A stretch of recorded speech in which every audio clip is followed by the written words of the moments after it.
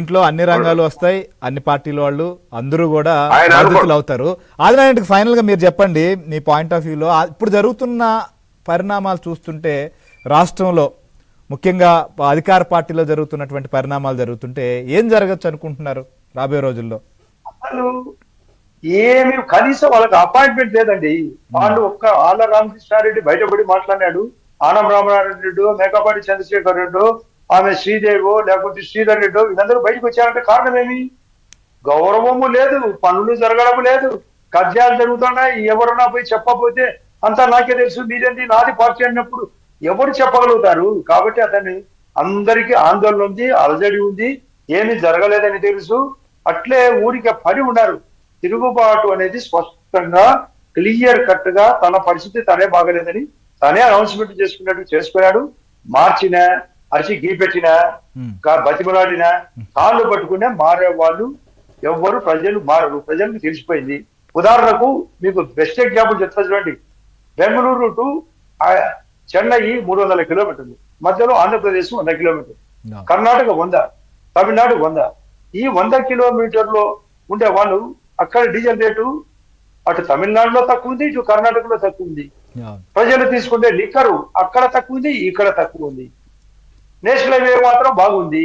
మోడీ గారి రోడ్లు బాగున్నాయి, మన మహానుభావుడు కేడీ రోడ్లు బాగలేవు. అసలు ఆరోగ్యం అన్ని రంగాలు పోయినాయి. గోవింద అని హరిలో రంగారి అని అన్ని రంగాలు కుదేలైనాయి. సీఎం రిలీఫ్ ఫండ్ కూడా ఇవ్వకుండా ఏదో నామినల్ సీఎం రిలీఫ్ ఫండ్ దాని లిమిటెడ్ అండ్ లిమిటెడ్ చేసినాడు. అసలు మాది కరువు, మాది అంటే కరువు తెలియదా అతనికి? కడప జిల్లాలో కరువు తెలియదా?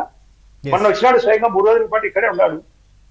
అయ్యా నాయన మంచినీళ్ళు లేవు, కలెక్టర్ నివేదిక ఇచ్చాడు, కరువు అని ప్రకటిస్తే కరువు ప్రకటించదు. అంటే కనికరము లేదు.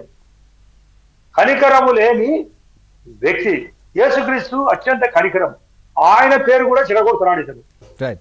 చూద్దాం సార్, పార్టీలో ఎమ్మెల్యేలు కూడా అదే అంటున్నారు. వాళ్ళు కూడా అన్నారు ఈ పరిస్థితి ఉంటే ఏం చేయాలి, మా పరిస్థితి ఏంటి, ఇక రాజకీయాల్లో కావచ్చు లేకపోతే కనిసాగ్ కావచ్చు, అక్కడ ఆ పరిస్థితుల్లోనే కదా మేము బయటకు వచ్చాం అనేటువంటిది. ఇప్పుడు బయటకు వస్తున్నట్టు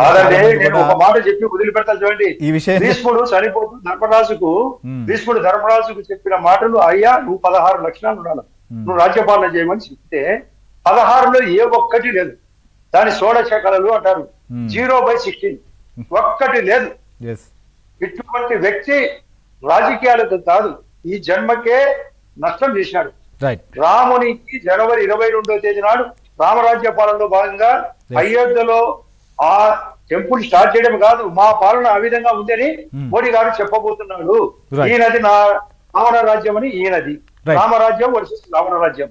చూద్దాం సార్, మీరు అన్నట్టుగా రావణ రాజ్యం అంటున్నారు. ఆంధ్రప్రదేశ్కి వచ్చే తలకే ఇక్కడ జరుగుతున్న పరిణామాల్లో పార్టీలో కూడా చాలా గందరగోళ పరిస్థితులు ఉన్నాయి. కాబట్టి ఈ పరిస్థితికి ప్రధాన కారణం ఎవరు బాధ్యత తీసుకోవాలని అయోమయంలో ఉన్నటువంటి నాయకులు చాలా మంది బయటకు వస్తున్న పరిస్థితి. దీని మీద కూడా డిస్కస్ చేద్దాం. ఇప్పుడు బ్రేక్ తీసుకుందాం.